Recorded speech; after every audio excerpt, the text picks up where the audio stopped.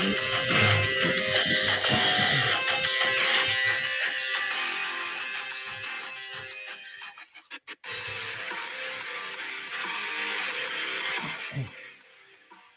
right, welcome to the Sports Guyz, another edition of Weekend Update, another incredible weekend of sports, just packed.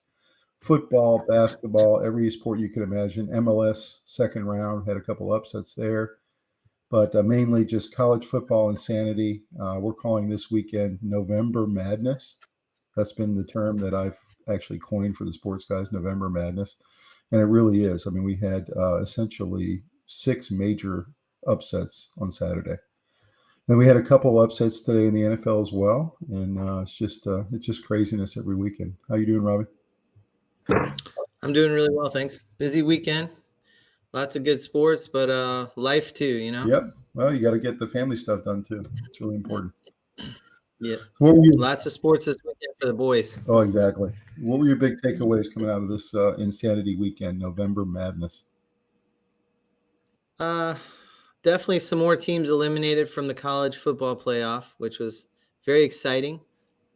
Somewhat surprising, but some, I guess I would say, some teams I felt like were going to get eliminated, and other people were sort of ranking them pretty highly.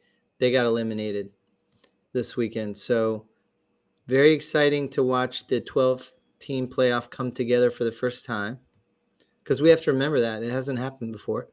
So it is a lot like the football version of March Madness. And pro-wise, a few surprises, definitely some interesting football. Mostly, I would say it was a week where there were fewer upsets than what I remember. But the big takeaway from what I saw in the NFL this week was really bad special teams. Oh man, really bad special teams. Several games lost on, including the Commanders game. Just pure special teams. It seems like a lot of these young coaches that are new, not new necessarily, but newer, younger coaches who are sort of hotshot offense coordinators, a lot of them don't seem to care much about special teams, and it's really costing them games. Mm-hmm. That could be oversimplification for sure, but if there's ever a need to be reminded that special teams can lose you or win you a game, this weekend was the weekend.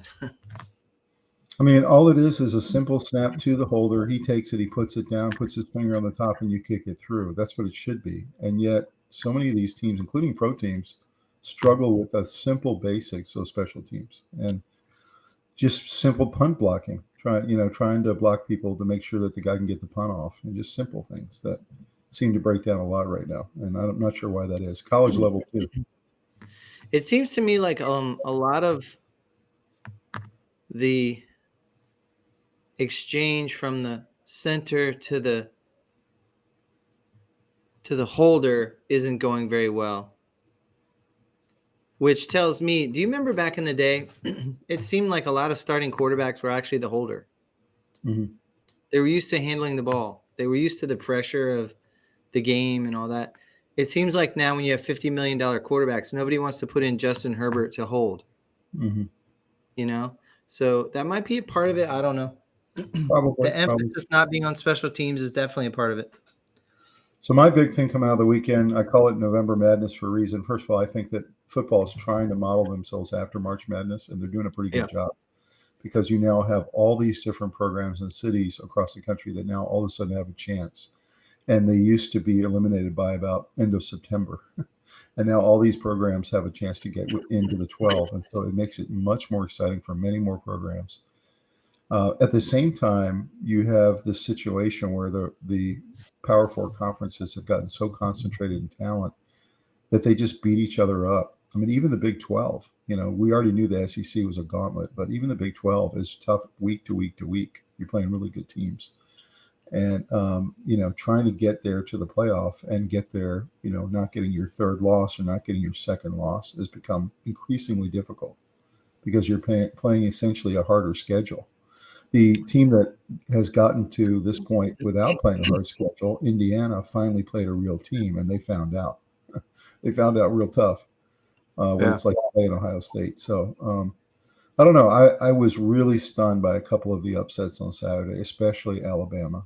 They played a team that had been bludgeoned by multiple other SEC teams, including South Carolina, Texas, and they got absolutely beaten up at the line of scrimmage on both sides of the ball. And you're just not Yeah, used to you're seeing right. that in Alabama. So Ole Miss had been hot. I thought they might make it into playoff. They ended up losing. You had the Texas A&M was in really good position to get into the SEC championship game. They lose.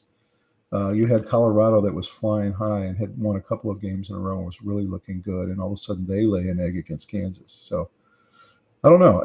I really feel like the teams that are going to get in are really going to deserve it because having gone through this gauntlet this year, the teams that win at the right time are going to go, and the ones that lost the game they had to win don't go. That's just how it is. Yeah. It was also, here's another piece of it. It's been interesting to watch teams crawl back in it that were kind of semi-eliminated after a bad loss, but not Yeah, like entirely. Arizona State. Arizona State was sitting at Arizona 3-2, State coming 3-2, back and up. now they've won 5 in a row.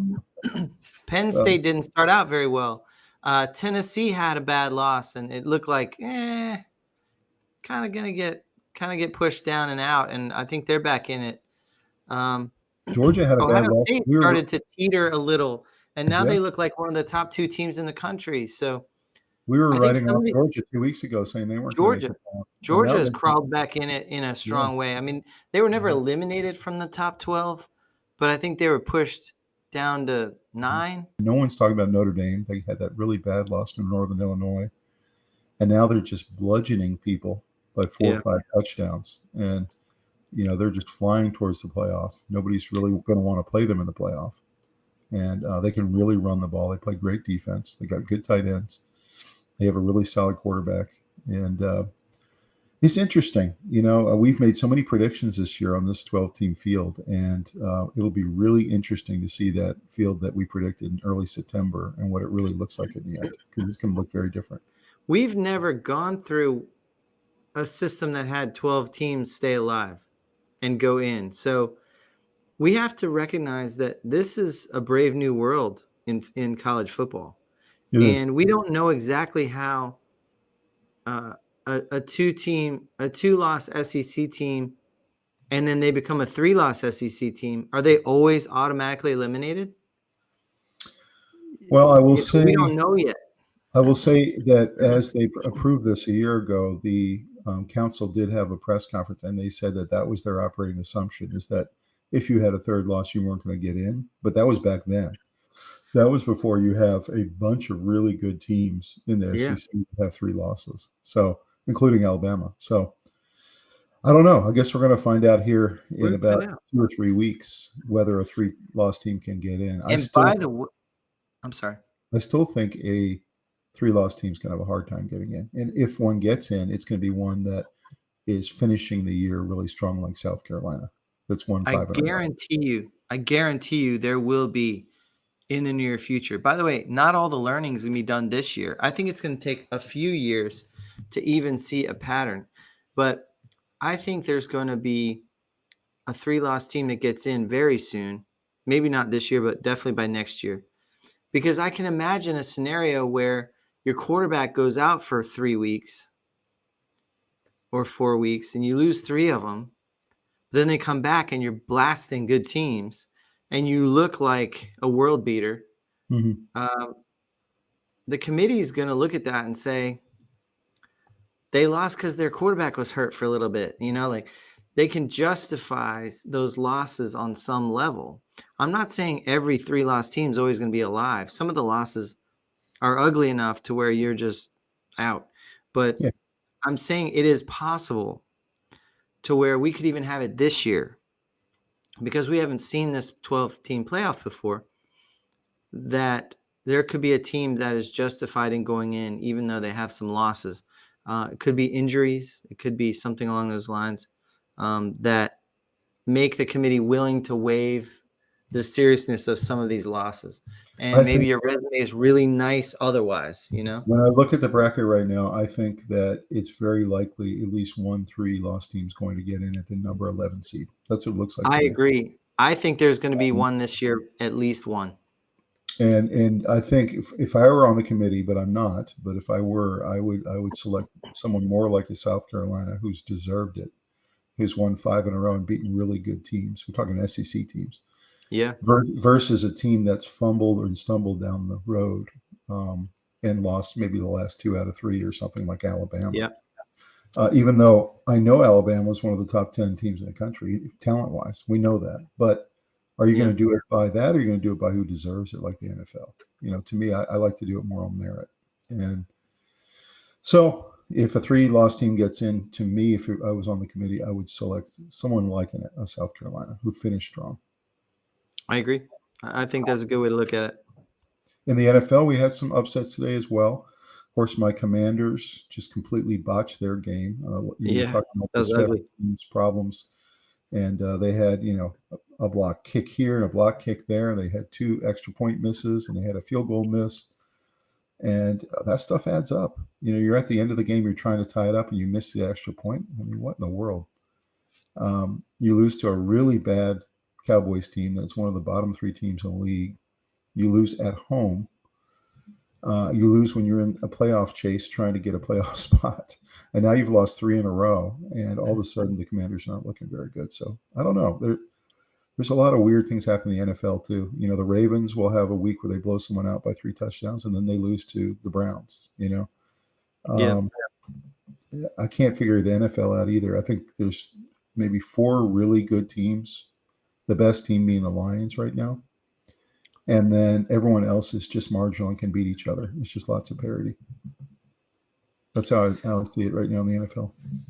Yeah, no, I agree. I think some of the weirdest games this week. I wouldn't say there was a lot of upsets, but there were some really close ones. But definitely the Browns beating the Steelers is the one that jumps out to me. I know it was a snow game, and that messes up a lot of dynamics within a game, but They were saying it was a trap game, and I could see that where you win a big game the week before, or you win a couple big games the weeks before, and they did that. They won a couple in a row that were big, and they go on the road to Cleveland in the snow. Cleveland's highly motivated against their division rival. It's the definition of a trap game, and they just didn't play well, and they couldn't get anything going, and that's just how it was. So that's what it looked like to me. It wasn't any major deal. This was one of those games that they hit the skids. right. What about your Dolphins? 3 in a row under Tua? Pretty happy about it, man. They definitely look better with Tua. He knows how to use those speed weapons much better than any alternative backup, obviously. And when you're defending with Tua in there, you're really kind of hoping to knock him out of the game. You're not trying to hurt him, but you're trying to get him off that field, because with them, they're with him, they're much more dangerous. And he's not worth as much money as he's paid, but he is a good starting quarterback.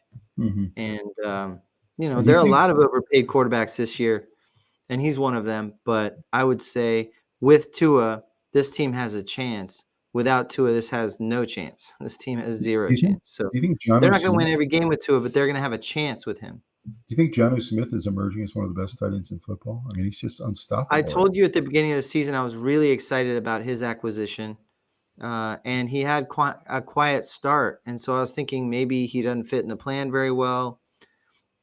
And he's been quite a weapon the last 3 weeks, and I think you see the possibilities with him. He's a good athlete. He's a very athletic tight end, and he was a nice pickup from Atlanta. So I was excited when we got him. Not much happened in the beginning with him. Tua got hurt, so there was even less expectations. And then Tua came back, and we started throwing to him quite a bit, and he's making big, impactful plays. So. But don't you think he benefits from having those wide receivers on the outside? I mean, it just opens up the field for him. No question. Yes, he does. But also, there's a bit of a chemistry forming between him and Tua, which is nice to see that. So, Well, I was really proud of my Panthers today. They played too. great. I have to say that I kind of wrote Bryce Young off early in the year. I have to apologize to him directly because he's progressed every single week, getting better and better and better. And today he looked like a bona fide, not just starting quarterback, but franchise quarterback. And he went toe-to-toe with Patrick Mahomes. tied the game late, 27-27, went into overtime with the defending champs, and just didn't happen to get the ball. And so, Kansas City, give them enough time on the clock, and they're going to go down and hit the game winner. But Yeah. it was just super impressive. He was really happy to have Adam Thielen back, who's one of his favorite targets. Hit him a couple times. Hit a couple of other big receivers. We had, of course, Chuba Hubbard's having an amazing year. He had a touchdown. Monster year. And it's clear to me, you could just see the entire game that Canales and his staff are doing a really nice job with this offense and with this team. And I don't know, I'm encouraged. If I don't believe in moral victories, so I'm not going to say it's that. But if there's anything close to a moral victory, this is one of them. So Agreed. And that was kind of how we saw the weekend. And it's interesting because I'm the one who wrote him off, and you kept saying, give him time, let him progress. And you were absolutely right. He's progressed a lot.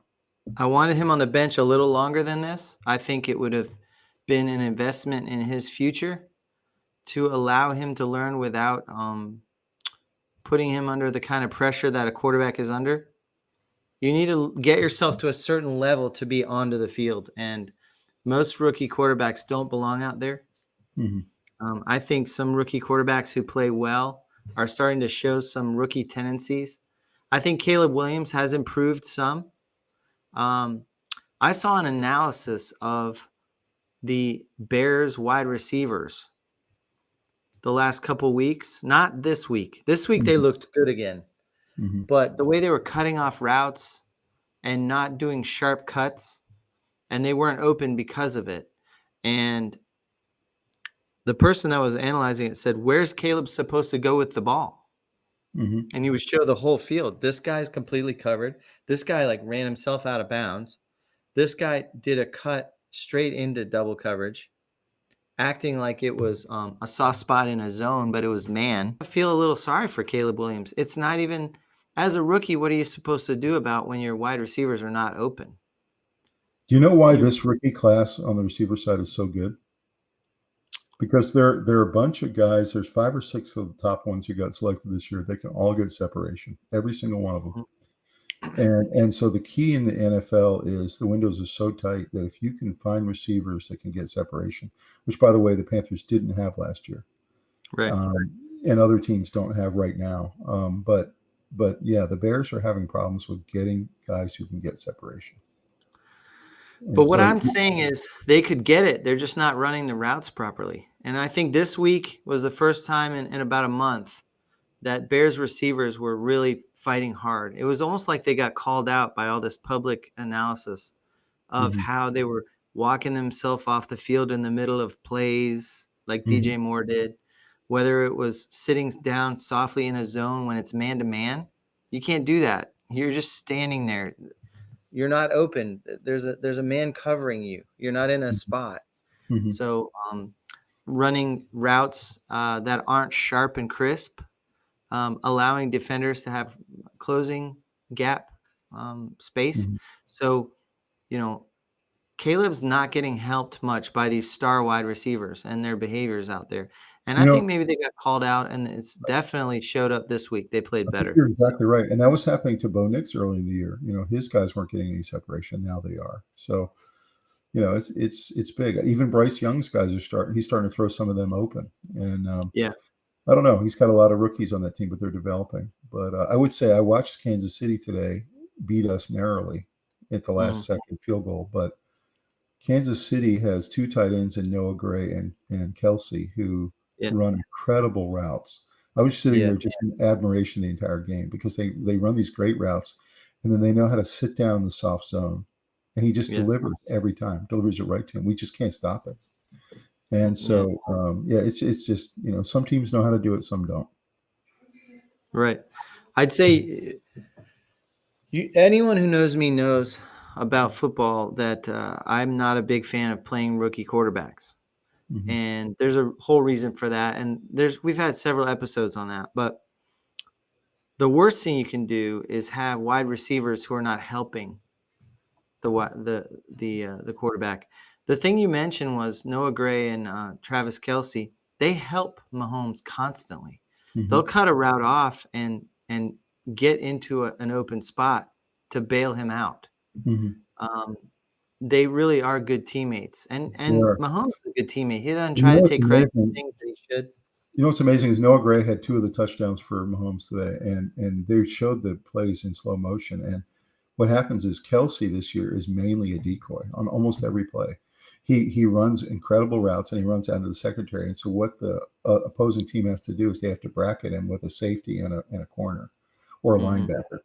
And they're trying to shut down Kelsey. Well, what that does is that gives Noah Gray wide open seams to run right down the middle. And both touchdowns were beautiful throws, but he was wide open. And, nobody benefits more from Travis Kelsey than Noah Gray when they do the 2 touchdowns. Well, Mahomes does. I mean, but I'm just saying. These guys really help him, and they make sure that he's not wondering where they're going. They make it very clear as a pattern where they're headed. They either do the pattern as scheduled and as the play, or they kind of give some kind of signal that they're changing it because they want to make the throw easier for Mahomes. And you don't get that kind of help with some of these rookie quarterbacks who are trying to throw to wide receivers where there's no chemistry yet. And so there are a multitude of reasons why I don't like playing rookie quarterbacks very much. But I did tell you, I felt like it was too early to say Bryce Young was a bust. I did say that picking him that early, giving that much draft capital up for him was a huge mistake. That was a mistake. It's still a mistake. It's a huge mistake even now. But once you've made that mistake, what's the best way forward? The best way forward is to invest in him and make him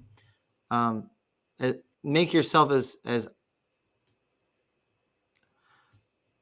make it so that your regrets are as small as possible. That's right.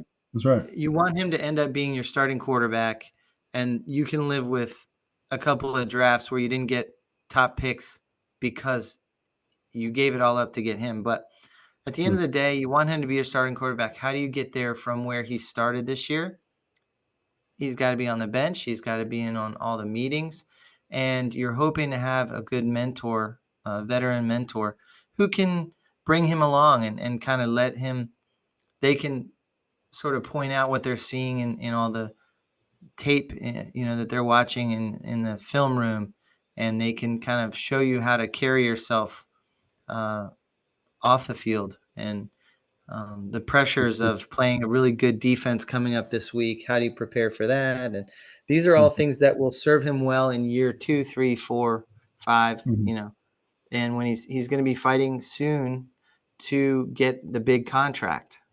And the Panthers have to decide if he's the guy. And the only way to get there, I think, for him is I would put him on the bench the rest of this year and try to let him have an open competition next year. And you're hoping he wins the job. But playing him right now isn't a bad idea because your alternative isn't very good. So, you're trying to win games right now. But I'll tell you, another thing came out of the weekend for me is just the return of the running game. And we talked about this even early in the year, is the running back position coming back. You've got, Josh Jacobs went absolutely off on the 49ers today. You have Saquon Barkley. You have Chuba Hubbard having his by far best season. You have the Lions running game where they have 2 guys that are bona fide starters on the same roster. You have, I could just keep going down the list, McCaffrey, everybody else. All these guys that have emerged as huge, incredible weapons for their offenses. And this is a position that people had kind of given up on a couple of years back. So it's so exciting to see this running games are progressing and progressing and progressing. Look at the Lions. You already mentioned how they have a tandem of star running backs.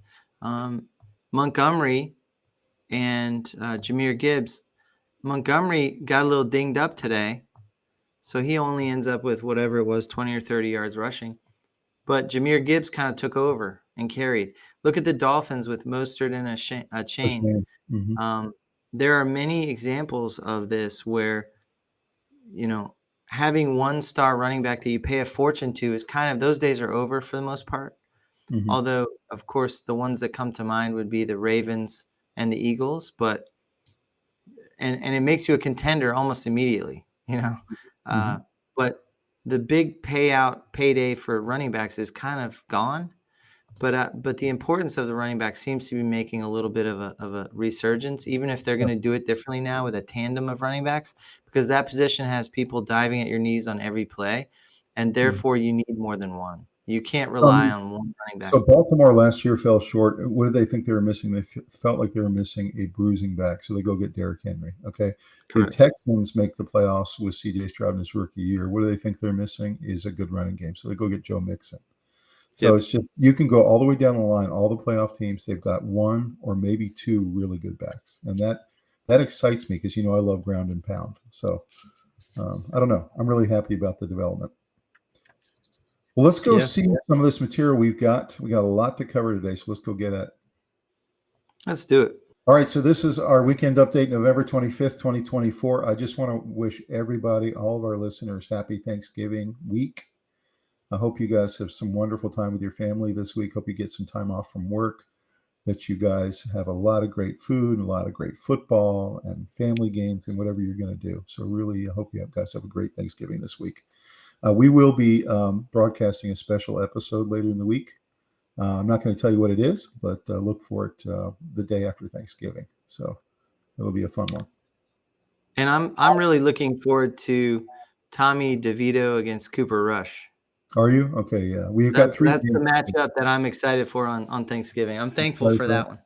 That's the one where everyone drinks eggnog and just kind of nods off in the chair during that one. Yeah, a tryptophan coma. And you don't even know there's football on in the background. So the first picture I've got for this week is the Sooners just dancing and celebrating after bludgeoning Alabama into submission. Really was incredible to watch. This was in Norman. It was a home game for them, but everyone assumed Alabama. Matter of fact, Alabama was favored by 14 points in this game. And it just was one of the most surprising games of the entire season. And there have been a lot of surprising ones, but this one just came out of nowhere. Just didn't understand it, but still, congratulations to the Sooners. The other one here was Devin Neal, who is number 4 for Kansas, and he actually scored 4 touchdowns, 3 rushing, 1 receiving. He had 280 plus yards of total offense against Colorado. Colorado had been a really hot team coming into this game. However, Kansas had knocked a couple of teams off in a row. They've been kind of the giant killers the last couple of weeks, including knocking off Iowa State. And clearly Kansas is a little better than we thought they were. So this guy completely put himself on the map this week. And now pro scouts are starting to look at this guy. He's really good. He runs a little bit like a Bijan Robinson type of guy. So I'll be watching for this Devin Neal in Kansas. Pretty exciting player. So I'm calling this episode November Madness, as we've already mentioned. And we talked about how football is trying to create similar madness to what we see in college basketball, and they're really doing a great job in doing that. So I'm calling it November Madness. November has been nothing but surprises and upsets the entire month, both college and NFL. Some of the big headlines that came out this week. One was Alabama embarrassed by Oklahoma in a lopsided defeat, putting number 7 Tide's postseason chances on life support. What is your thought about that headline? Yeah, I didn't see this one coming. I got to do a mea culpa on Alabama. Not quite the team I thought we were dealing with. Milroe has had enough talented displays of what he's capable of, but he's also had enough games where it looked like he just didn't have quite enough help around him.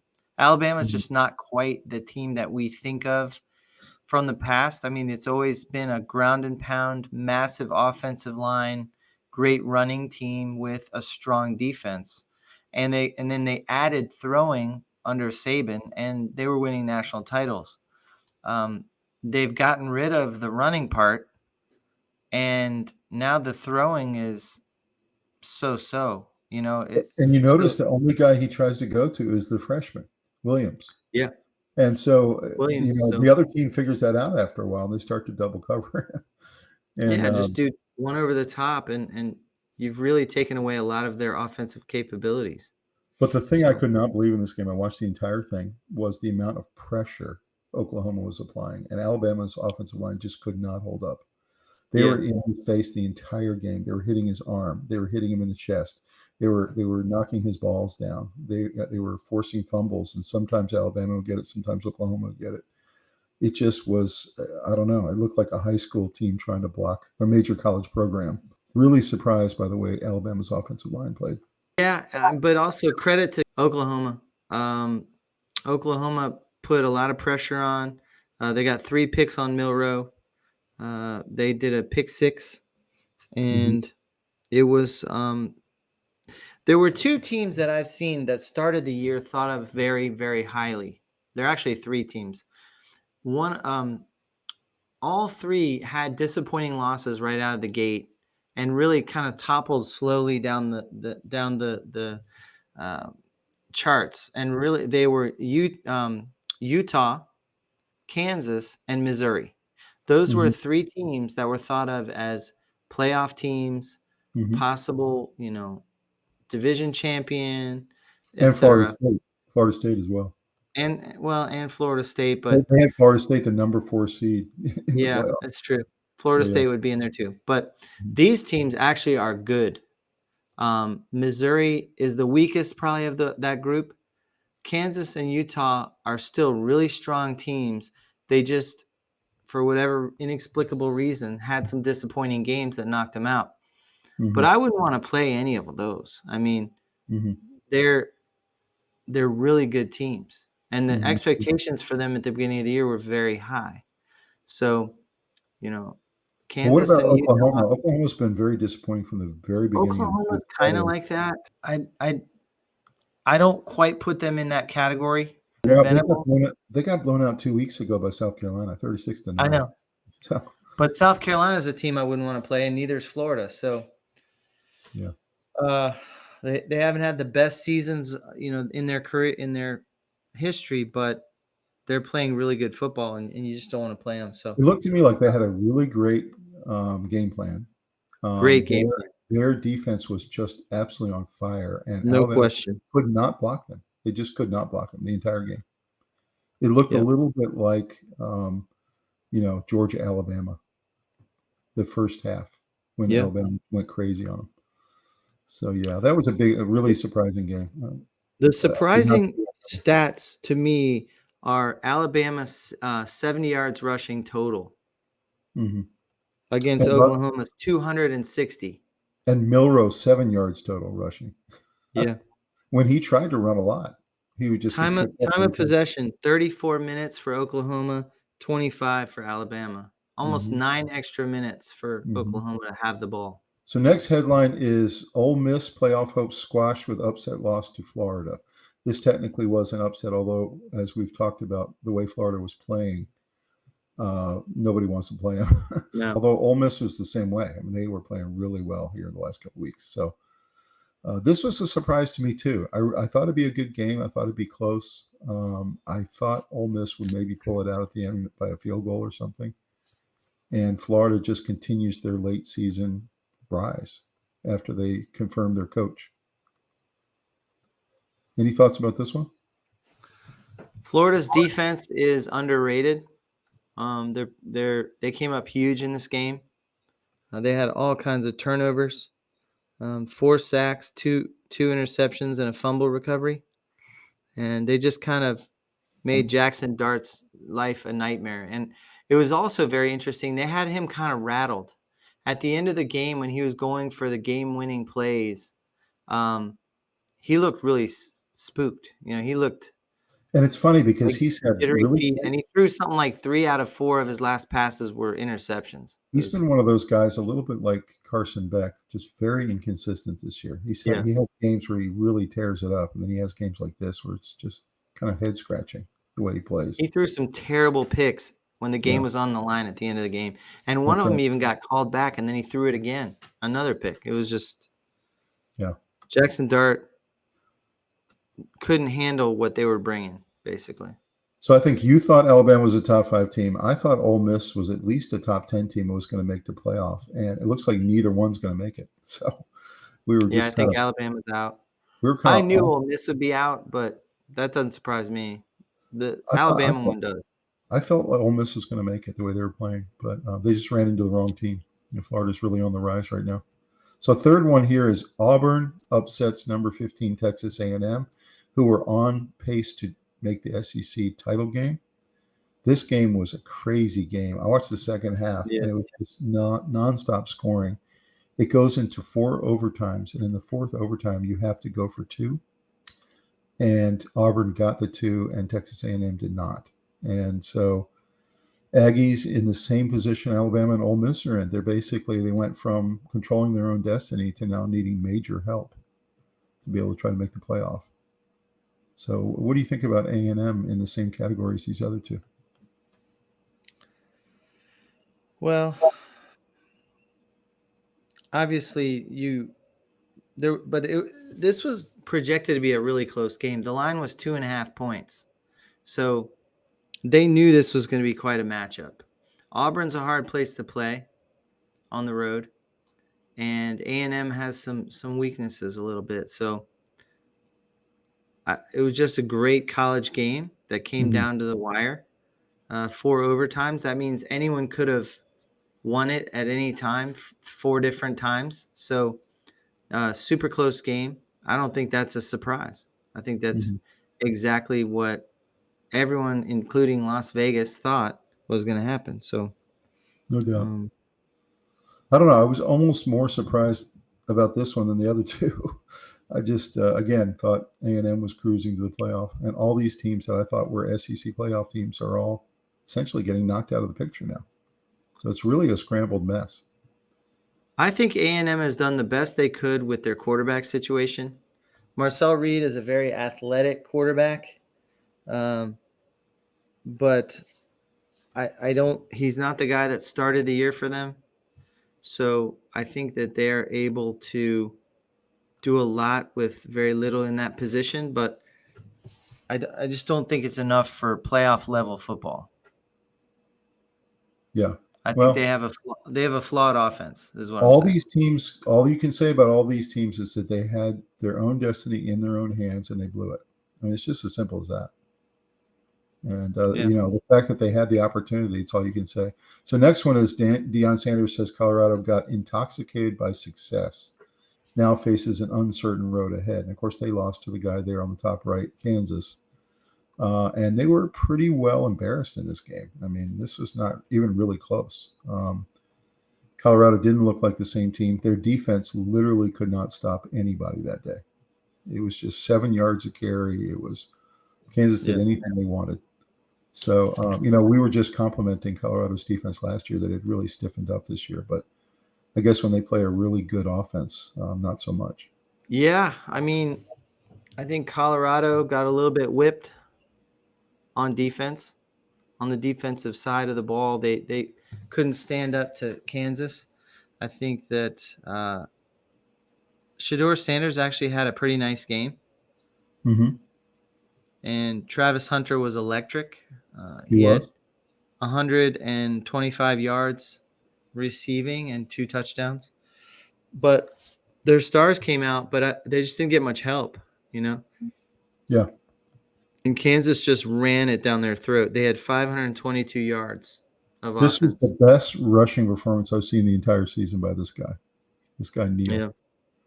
It was just it was wild to watch. I really enjoyed watching that.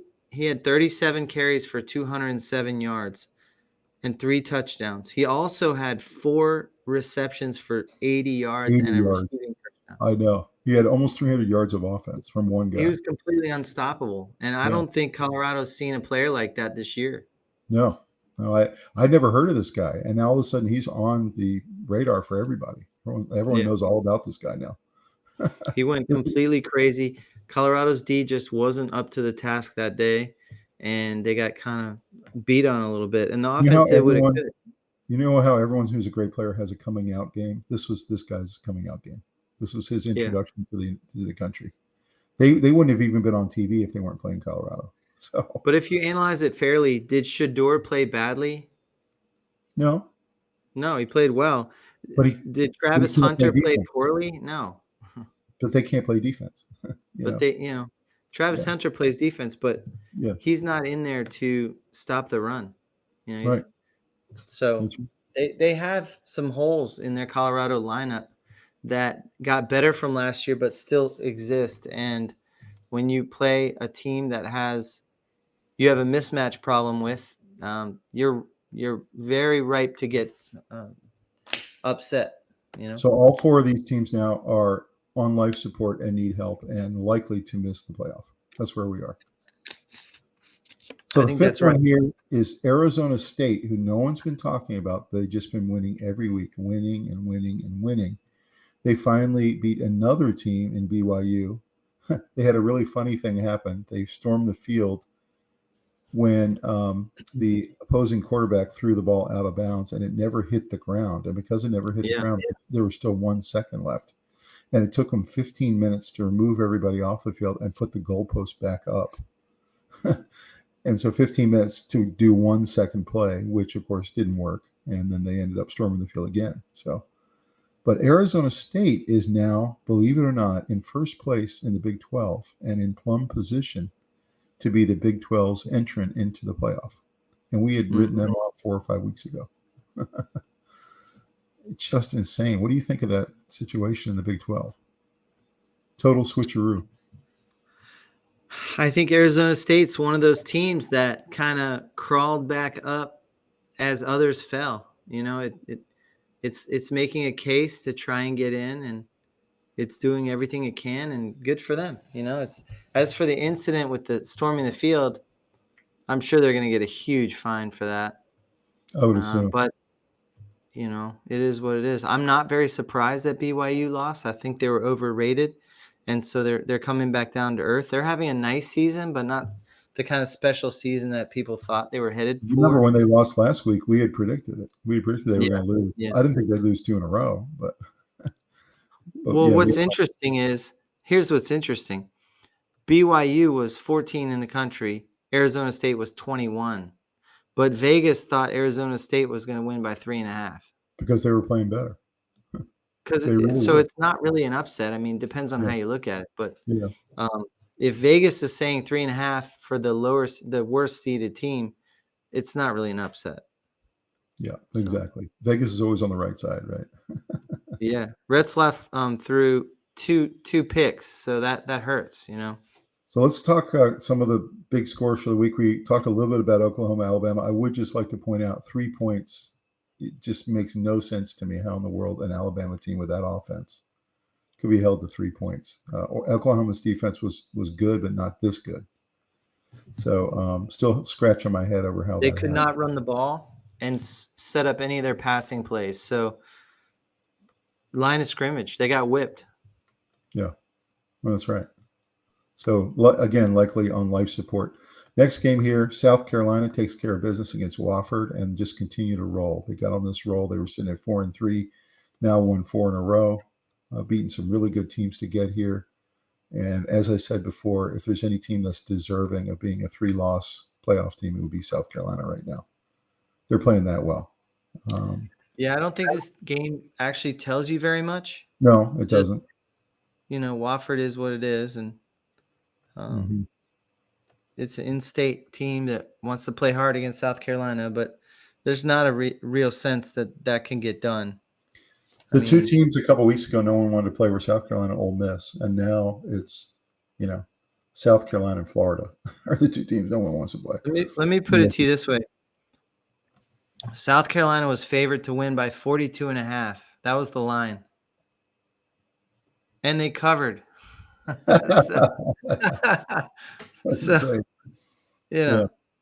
It's crazy. Yeah. They covered a 42.5 point spread. So next game is one of those teams you said, and you're right, that they were picking to be a playoff team early in the season, and then they've had a couple really, really disappointing losses, including one to South Carolina, by the way. Missouri had kind of a get-right game against the worst team in the SEC, Mississippi State. Anything you can take from this? I know Missouri has a good quarterback. Not much. Missouri has a lot of good players, actually. I just don't – they can't quite compete on that level, and they got a little – expectations got away from what was realistic for them this year. But, they're going to beat Mississippi State almost every single time. This game was head-scratching because Wyoming is barely above the bottom of FBS. Like they're one of the worst teams in FBS. They're really bad. And everyone was thinking Boise would win this game by 3 or 4 touchdowns. And that's what they were picking, pregame. And all of a sudden, Boise, the last couple of weeks, have been winning, but just barely. And they're kind of playing down to the competition. And so I'm kind of scratching my head here. They're still in really good position for playoffs at 10-1. They're 7-0 in the Mountain West. They keep winning. Ashton Jeanty keeps scoring, but not impressively. And so I'm starting to wonder, what the expectations would be for Boise. Are they going to be a one and done situation in the playoff? They kind of remind me of Colorado. They have this special player. They have a really nice quarterback situation. They have this special player. Colorado, of course, has Travis Hunter, and Boise State has Ashton Jeanty. But remove that player from that team, and you don't have much of a roster. It's not a great team. And I think that Boise's had a really nice season. They have a lot of good wins. None of them are great wins. There's no spectacular victory on there. What do you think the score would be if they played Indiana, Boise, Indiana in the first round? Boise, Indiana would be a great game, I think. Who do you think would win? I think Indiana would win that one, but just barely. Okay. I think it'd be a very good game. I think Indiana has a better roster than Boise State. Mm-hmm. I think they have a better coach. And I think they're a little more balanced overall. Boise State wants to hammer you with the run and then set up the pass and keep the ball on the ground and really do long pounding drives. I mean, Rob, and Wyoming is bad. They're really bad. Yeah. This should But give them a little credit. Their defense played decently in this game. It did. But this should have been 40-13. Yeah, it played well, and so you tip your hat. Not every win is going to be a pretty win. Sometimes you take a sort of a letdown win, but you take it and you keep going. I mean, if you look at the whole body of work of Ashton Jeanty's season, he would win the Heisman in any other year, except the year that Travis Hunter's in it. I agree. I think if you put him in the last 10 years, he would have won it every single time. Yeah, I agree. He just. But I think this year Travis Hunter deserves it. But that's just my personal opinion. He was unfortunate to be in the same season as Travis Hunter. That's just how it is. So next game is that overtime game we talked about, the Auburn Texas A&M, one of the most entertaining games of the entire weekend. It was really fun, and it was fun going back and watching the highlights of this game. Yeah. Just the highlights took like 15 minutes because there was so much scoring on both sides. So. Yeah. This was a crazy game, and it just was a game that Texas A&M could not afford to lose. They really were in great position to get to the SEC title game, and they fumbled it. It's just as simple as that. So we'll see where they go from here, but they're sitting on 3 losses as well, just like a lot of the SEC teams are now. We got Colorado's game against Kansas we talked about. You can see the really interesting thing here. Colorado really faded in the second half when it comes to their offense. So I'm not sure why that is, but, they had a real nice first half, but just faded. Their defense couldn't handle it. So next one's the BYU loss to Arizona State. Everyone's saying the new saying now in the Big 12 is fear the fork, which is the Arizona State Sun Devils. Fear the fork. So as you said, Vegas was not surprised by this game. Thought that they would win. They were playing better at the time. I will mention that BYU did make a furious comeback in the second half and almost pulled this game out. Mm-hmm. So they showed a lot of fight. Didn't want to give up, but dropped their second game in a row. And now it's very problematic for them to try to make the playoff unless Arizona State loses. So that's where we are in the Big 12 right now. SMU's win over our Virginia Cavaliers. I was very hopeful at home that we would find a way to make this game a little more competitive. I was hoping for maybe a 10-point narrow loss against the ACC leaders, and that just wasn't the case. This was a game where Virginia could not stop SMU, and also Virginia could do nothing on offense. It was just pretty pathetic, actually. I was very disappointed. Any thoughts about this game? It was pretty much a total domination, every statistical category. One thing that jumps out, SMU was 8 for 14 on third downs. Virginia was 3 of 15. So they just kept drives alive, and they just pounded it down their throat, and they took everything away that Virginia was trying to do. They had 9 sacks. That's a tremendous amount of disruption. So SMU's defense came to play. And SMU, in their first year in the ACC, has now clinched a seat in the ACC championship game, which is just remarkable if you think about it. Sitting at 7-0 in the ACC. Good for them. I'm happy for them. I'm not happy they crushed us, but I definitely am glad that SMU gets to come in quietly into the league. There's no fanfare for them, and they just are taking care of business and got their head down. They're very workmanlike approach, and it's cool. You still don't see them all over the media, and there's not a microphone in every one of their faces and everything. It's a very quiet, methodical dismantling of a new division, or it's a new division to them. What does that tell you that the ACC leader is sitting at number 13 in the country? What does that tell you? Well, obviously it's down, and it's light on talent right now. I mean, when Florida State looks like it does, that's an indicator. It's supposed to be Clemson and Florida State are always good, and then somebody else will sneak up there, like a Wake Forest or. Hey, Clemson's good, but they're not great this year. They're just good. They're okay. Clemson not great. Miami's decent. Good. Yeah. Playing a little better than they did a couple weeks ago, but for sure, not top 5. That's right. Next game we got is our Iowa State Cyclones with Luke's team. This was a really tough game against a good Utah team that has a lot of pride, has had a disappointing season. Iowa State finds a way to get it done in the second half and wins this game 31-28, really tight game. Iowa State had been written off because they had lost 2 in a row, but they find a way to get a win here, and they go to 9-2, and they're still in the mix in the Big 12. So we'll see what happens, but I mean, they're essentially tied with Arizona State and still have a good shot at the Big 12 title game. You thought about the Iowa State Cyclones and putting themselves in position? I think they're a tough team. I think these two teams are sort of mirror images of each other.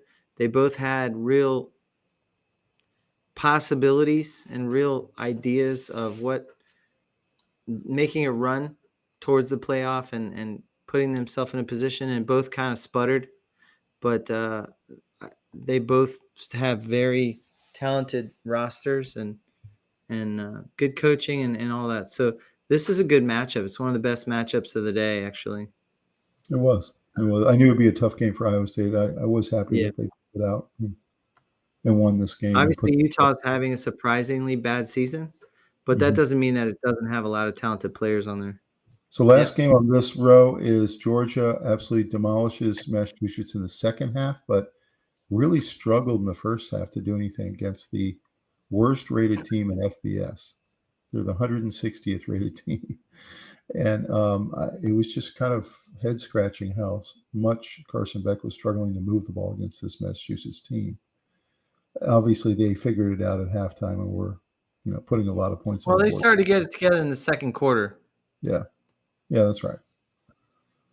Any thoughts about this game? Is there anything you can take away from this late season? What's supposed to be a blowout?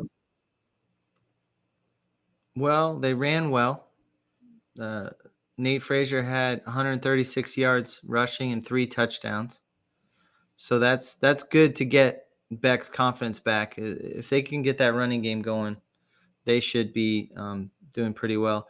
Georgia had 34 first downs, and UMass had 14. So 34-14, that's a lopsided situation. So I just think sometimes Georgia has these lulls and bad starts to a first half like they did against Alabama, and just they're the better team clearly.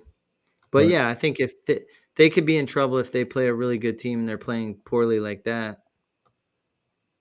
Who do you think would win right now, Georgia or Ohio State on a neutral field? Ohio State. I think so too. Who'd win right now, Georgia or Texas? Georgia. Narrowly. So next game is this Ole Miss loss that was, just couldn't happen. Ole Miss was cruising to the playoff and loses to a really good Florida team that's on the upswing. There were some people that didn't find this very surprising, but I did. And Ole Miss now is in a really bad spot, even worse than Alabama, actually, in terms of their position in the SEC. Any other thoughts on this one? I watched this one. It was a strange ending to the game. It was a strange ending to watch Jackson Dart get completely rattled, and have Florida really step up. Florida's a dangerous team right now. I think they've a talented team that really started without good team chemistry, and they've kind of put it together in the last 5-6 weeks. And I think Ole Miss is overrated. I don't think they're number 9. I mean, they're top 25, but I don't think they shouldn't be any better than 15th or something, in my opinion. And you agree Ole Miss is knocked out now? They're out. Yeah, they're out. Yeah, I think they and A&M are definitely out. Yep. And I think Alabama is hanging by one fingernail. I think Alabama's out. They're just trying to find a way to keep them in if they can. Yeah, that's right. So Miami finally had a comfortable win. They've been struggling to get this all season, and they really controlled from beginning to end. They looked really good. Cam Ward looked really good. Solid win against a team that is pretty scrappy in Wake Forest. So anything you can take from this one? It was a good win. I think Miami's clearly improved a little over the last couple weeks. I wouldn't say they were, on fire, but they were projected to win by 23.5. That was the line. So they covered. Cam Ward had 2 touchdowns, 280 yards. So that's pretty darn good. But for him, that's not great. Most quarterbacks would think that's good. But they had 27 first downs to 12 for Wake Forest. And a lot more offensive yards, 508 to 193. Miami's defense actually played really well. Wake looked really overmatched in this game. They usually don't, but they looked very overmatched in this game. Yeah, they did. Yeah. Fumble recovery, pick 6, 5 sacks. Turnover chain was in motion. Was heated up. Yeah. You notice that Miami has been the best fourth quarter team in FBS the entire season, and they showed that again in this game on Saturday. 22 points in the fourth quarter. They just have to outscore their opponents. They don't have much of a chance of stopping most of the good teams. I think their defense can come alive against the secondary teams like Wake Forest, teams like that. Right. But their defense can't really match up against a Texas or a Georgia or an Oregon or something. So next game we got is Penn State. I don't know how they pulled this game off. I watched a lot of this game. It felt like it was upset alert the entire game. Minnesota played really, really solid. And somehow Penn State holds on by 1 point in the fourth quarter. It does not look anything like the fourth best team in the country. Really struggled kind of the whole day. And Minnesota's really chippy. But somehow got it done and won on the road in Minnesota, 26-25. Anything to take from this one? You take the win and you move on. It wasn't pretty. No. I don't know about numbers. Anytime you're on the road, that's an advantage for the home team, obviously, but it tends to negate some of the best things that the big time team coming in wants to do. And I think Penn State's overrated at 4. Definitely. I think they're probably more like 10. I was thinking to myself the whole game, watching them struggle and not sure if they were going to pull it out, that I was like, what would Ohio State do to Minnesota and what would Oregon do to Minnesota? I was thinking that the whole game. And what's strange is this year there are no teams that you hold up as, the unbeatable. I mean, Texas is not unbeatable, but neither is Ohio State. Neither is, I think Ohio State is the most complete team right now, but not Ohio State is the most complete team right now, but they're not unbeatable. Or Oregon. Yeah. I think Ohio State would beat Oregon right now. I do too. The I rematch. definitely do too. But I want to see that offensive line kind of keep gelling before I go there. I mean, Penn State, They have a bunch of their offensive linemen out of position, and that really affects the results. the way Penn State has played 3 out of the last 4 weeks, they're looking like a one and done in the playoff. That's what they're looking like. Yeah. Next one is Texas holds on against Kentucky. Controlled the game pretty much from beginning to end. Didn't score as many points as everyone thought they would. Kentucky has a decent defense and plays pretty much all their SEC opponents pretty tough. But never really felt like Texas was any kind of concern in this game. Really felt like they controlled it from beginning to end. Any thoughts about this solid SEC win? It was a good win. I mean, Texas rammed it down their throat. They had a nice game by their offensive line, and it's been a little bit maligned lately. They had, listen to this stat, rushing yardage, 251 for Texas, 21 for Kentucky. Wow. 21 yards rushing. That's amazing. 251 for Texas. We talked about that, the running game coming along for the good teams. So, yeah. If Texas can keep showing improvement in the running game, they have a shot at doing the whole thing. I'm not saying it's a shoe-in. I wouldn't put, much money down on that. But don't be surprised if Texas is there at the end, if they're able to run the ball. I agree with you. Whereas I don't think Penn State is a top 5 team, I do think Texas is a top 5 team. Absolutely. Texas is beatable. That's why they fell, because they had a bad loss. And a couple of games where they didn't look great, and a few injury issues with their quarterback, and then possible quarterback controversy in the beginning of the season and all that stuff. They had to kind of get that stuff situated and put away. And Ewers was hurt a little bit. Ewers was hurt, so they were bringing in Arch, and then there was that little weird controversy. That kind of stuff can really mess up your chemistry in your locker room for a week or two. I think they paid the price for some of that.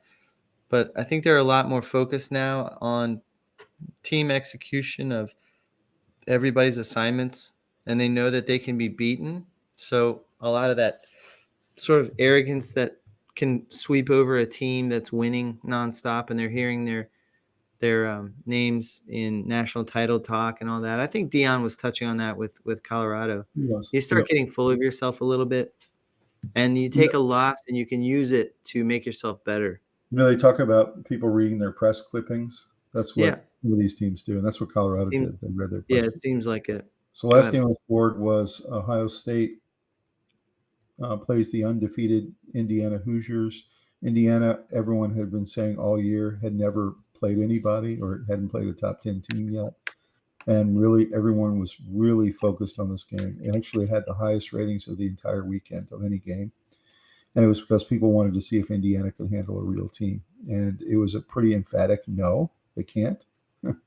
Ohio State really controlled this game, especially at the line of scrimmage on both sides of the ball. And Indiana made a bunch of mistakes. Rourke was being hit on almost every other play, in his face or hit or sacked or rushed or hurried. And Ohio State was pretty comfortably leading this game from beginning to end. Any thought about Indiana's foray into the top 5 sweepstakes? Obviously, Indiana ran into a buzzsaw. I don't think very many people were real surprised, but I will say that the hopes were there. I was hoping for Indiana to be legit. They're having a very special season. I love their coach. I think they have really good players. And however, I heard some really interesting talk by some podcasts, commentators. They were saying everything from they should sit their starting quarterback because there's no reason to play him and get him hurt. Whereas taking a loss isn't that bad because you're undefeated already. So it's not going to look like a bad loss to the committee. I also heard commentators on podcasts saying that Indiana should forfeit the game, not even play it. And they said the reasoning is there's a bylaw in the NCAA where if you forfeit your game, you only lose by 1 point. Okay. It's 1-0 is the score. So they said that they could remain undefeated and have one loss where you only lose by 1 point. There's no way the Signetti and that program are going to do something like that. I know. I'm not recommending it, and I'm not even saying that's a good idea. What I'm saying is it was an interesting posit from. That's not going to happen. No, but college football is a business. It could have. It's a business, and they knew this was going to be the highest rated game of the weekend. And Indiana eventually had to play somebody, and they finally played somebody, and we found out. But what do you do with Indiana now? Well, they're not a top 5 team. 5. Yeah, what? You know them. They're probably a top 10 team, I would say. Probably. What would they do against Tennessee? That's what I want to see. That kind of game. That'd be a great game. Be a great game. Yeah, it'd be a really great game. But this was something I expected, which was they were going to find out how the big boys play. We've been saying it for weeks. We really like Signetti. Yeah. Indiana's a really nice team to root for. Good story. I'm really nervous about when they play a real team. Let's see what happens when they play Ohio State. That's right. So looking at winners and losers of the week, of course, we got Ohio State as the biggest winner, beating the number 5 Indiana Hoosiers. You have Notre Dame that's just silently destroying people by 3, 4, 5 touchdowns every single week. And no one's really talking that much about Notre Dame, which is kind of surprising because they're really coming on. Florida, the king killer, just continues to knock people off on a weekly basis. Kansas did the same thing to Colorado and probably knocked them out of the playoff. Yep. And has won 2 big games in a row, Iowa State the week before. SMU, who looks like they're in the ACC title game, have a really good shot at winning the ACC title. South Carolina, who's another king killer, just like Florida. Nobody wants to play. Mm-hmm. No one wants to go to Columbia, I'll tell you that much. And then finally, Miami, who finally got a comfortable win against Wake Forest. Any problem with any of these 7? No, but I'd like to add one. Okay. Florida State. Okay. They got to win. They got to win. They're 2-9. They got to win. Oh, that's good. I like that. Oh, man. So losers of the week, Alabama inexplicably loses against a team that had been blown out by a bunch of SEC teams the weeks before. That was an ugly one. Just makes no sense at all that happened. And looked really bad getting 3 points. Mm-hmm. A&M gets knocked out of the playoff as well. So both those teams are pretty well gone now. Ole Miss also gets knocked out of the playoff, and they've been looking so good for so long. Colorado is on life support in the Big 12. BYU loses 2 in a row and now was in great position and now is actually behind Arizona State in the standings. And then finally, Indiana, because they finally found out what it's like to play a top 5 team. Any thoughts on these 6 losers of the week? I have trouble putting Indiana up there because, it's not – they just ran into a I put them there because everyone's saying they could win the whole thing, and I always in the back of my mind. We've been very tempered with Indiana in every single week's podcast that we've done is, we weren't going to ever let them get too high on the list until they beat somebody. So, I think I guess they'll be okay on there for this week, but I think what a special season they're having. And, they're not like trending downward or anything like that. They just, they got beaten by one of the best teams in the country. So true. Very true. The other teams have kind of sputtered. Those first 5 teams essentially got knocked out of the playoffs. So that's why I put them there. And then Indiana. Yeah, I agree with that. Indiana only because they were undefeated and they were flying high, and everybody was giving them, I think, a little too much credit because they really. Indiana would have been better off though forfeiting the game. Indiana had played the 70th toughest schedule in the country. So basically a really easy schedule. Yeah. So. We got our AP Top 25 poll is scrambled a little bit this week. You've got Oregon, Ohio State, Texas, Penn State, Notre Dame now enters the top 5 for the first time. Georgia has creeped all the way back up to 6, Tennessee at 7, Miami at 8, SMU enters the top 10 at 9, and Indiana drops from 5 to 10. And then after that, you have a bunch of other teams, including Arizona State, that's creeping up. South Carolina continues to creep up. You have the Tulane Green Wave that are coming up to 18 now. Mm-hmm. And then at 25, last week at 16, but now at 25 is Army. They found out when they played a really good team what it's like to when they played Notre Dame. Any thoughts about these top 25? Any problems with these? It's basically pretty good. I think Penn State's a touch high, but they belong in that top 10 area. I kind of like this. This is probably the closest top poll I've seen this year that I think is, it's pretty close. I think so too. I think it's very well exactly where it should be. Yeah. Clemson at 12. I don't know. I think that's a little high for them. Maybe, yeah. Alabama at 13. We've been saying they're a top 5 team all along, and clearly they aren't. So I think that's probably about right. Somewhere between 11 and 13. Probably good right. team, but Colorado drops down to 23. They had been rising. I think they kind of got exposed a little bit.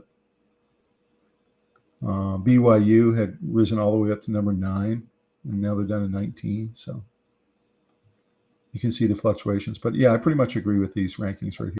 All right, let's move to the NFL. Look at week 12, which is just wrapping up. We got the really ugly game where the Steelers lose to the Browns in what a lot of people think was a trap game. Steelers did try to come back really furiously in the fourth quarter on this one in the snow in Cleveland, but ended up losing 24-19 in a really tight game.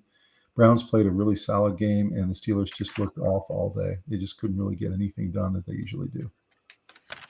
So thoughts on this game? Well, the heavy snow was a huge factor. I think that the Steelers got a little bit – they ran into kind of a desperate Browns team. Remember, the Browns have a great roster. Right. That's true. And Jameis Winston is a good quarterback in a lot of circumstances. He makes some head-scratching mistakes, but when he doesn't do that, he's actually a really good quarterback. So they got Nick Chubb's getting a little bit healthier every week. Jerry Jeudy had a nice big game. So, that Cleveland was able to overcome. My take was this was a classic trap game. It's a division game where you don't know who can win because it's division rivals. You had the Steelers had come off a couple of really big wins in a row, including against the Ravens. Yep. And they had a little bit of a down week. It was kind of a trap game, and they were playing in the snow, which was really uncomfortable. It limited their pass game, and the Browns had a better running game than the Steelers did today on this day, and they lost. It's just as simple as that. And Steelers, if you put them, the Steelers kind of limped into this game. I mean, the last game they played, no touchdowns, and you still walk away with a victory. That's pitiful. So if you put these two teams in a dome or in a neutral site or in a nice weather situation, I think the Steelers win 9 out of 10. Yeah, exactly right. But on this day in the snow, with the Browns being able to run the ball, the Steelers not being able to pass the ball, it just ended up in a loss. Yep. So I don't take a whole lot away from it. I think the Steelers are a really, really good team. Lions take away a lot from a bad weather game. Right. Lions take care of business against the Colts, who have been kind of rolling for a couple weeks in a row, but Lions are just too strong, too good. Best team in football. Never really were threatened. Anything you can take from this one? Total domination. Lions had 26 first downs, and Indy had 11. That's just not close. Mm-hmm. They dominated every statistical category: time of possession, yardage, all that stuff. So I think Richardson had a nice game last week as essentially a rookie because he didn't play much his first game. But he's not ready for a game like this. He's not ready for a team like this. No, the Lions are playing chippy and a little bit angry, and they are blowing people out, and they're using all kinds of sophisticated offensive schemes. They're playing really tough defense. they have one of the best defenses and offenses in the NFL. So Mhm. they're the best roster. They have good leadership. Their coaching has been excellent this year. I take nothing away from Dan Campbell whatsoever. And their city is behind them. They're firing on all cylinders, and nobody wants a piece of them right now. They're the best team in football at this moment, and have been for most of the year. So, Mhm. Agreed. yeah. So next one is the Buccaneers play a depleted Giants team without Daniel Jones, who got released this week, and we'll get into a little bit later some of the details around that really strange situation. But the Buccaneers came in, had been kind of limping for a couple weeks in a row, and really kind of had this as a get right game, and they really did get right. Baker Mayfield had a really big game, rushing and passing, and Giants were just completely overmatched from beginning to end with Tommy DeVito. So, what are your takeaways on this game? Well, it was a strange week for the Giants. They put Daniel Jones on the bench, and then in practice they were using him as the scout team safety, which is really strange. That's not how you treat somebody that you're hoping to sit a couple weeks and let them go back in as a starter in the future. So I don't understand why they cut him. I'm not really sure what benefited them. I know that in the future it can save them some cap room, but you need some help and security right now in the quarterback room. So you already made a mistake of his contract. Well, no, You're already they were able to save $20 million next year in cap room, and if they cut him now, they could save $4.2 million this year in cap room. yeah, I So there was guess. a reason to do it. Yeah, they had a good reason, and obviously the coach was done with him and wasn't going to play him again. He made him fourth string on the roster, Yeah. And which in means practice, he was the scout team's safety right. position. So So that's a straight up insult, I think. I But mean, the Giants have collapsed. It's clear they're yeah, tanking. They want to go ahead and take one of the big quarterbacks. That's pretty clear. They're that's right. tanking right now. So the Bucks, the get right game. I'm not sure there's a lot you can take from it. Giants are a really bad team right now. The Dolphins, who you've already talked about, had a really solid win against a Patriots team that had been playing really well the last couple weeks with Drake May. And this game really wasn't close. I mean, the Patriots Yeah. tried to make a game in the fourth quarter, but Dolphins look under 2 of the last 3 weeks, just really, really solid. The offense has come to life again. Yep. So, any thoughts 4 about this? touchdowns for Tua and no picks. Do you He think the didn't take Dolphins? any ridiculous hits, which was nice. And Waddle and Jonnu Smith had excellent games. So it's starting to spread the ball out to more people other than just Tyreek Hill, and took a little pressure off Tua, being able to get more weapons going in the offense. So, stuff's starting to click. It might be too late in the season, but the Dolphins are playing much better football with Tua, and it gives them some hope. And hopefulness is really important in football, in order to play hard. So teams that have no hope, you have a lot more people in the training room with nursing injuries. You have a lot more people who are making business decisions on tackles. Mhm. And a lot of bad stuff's coming. They know changes are coming, and sometimes that means they'll take their chances somewhere else. So So my question to you is: they look so much better with Tua, right? But yeah, they're beating the Raiders and the Patriots. What's going to happen when they play the Ravens and the Chiefs and the Bills? What happens in those situations? I don't know. I mean, obviously, I like to say that they're good enough to beat those teams at least some of the time, but I think they changed their game plan. They're a lot like the Ravens. They play differently against good teams than they do all year round, and in doing so, trying to be twice as smart. They're only as smart by half, or whatever the saying is. And Um, they abandon the run like the Ravens do they when they beat. abandon the run and go to a drop back throwing nonstop situation, and that plays right in the hands of the good teams. So um, I don't really like the game plans I've seen against the good teams, and I generally love the game plans that I've seen against the challenge teams, the ones that aren't very Mm-hmm. Very thought of very highly and don't have great records.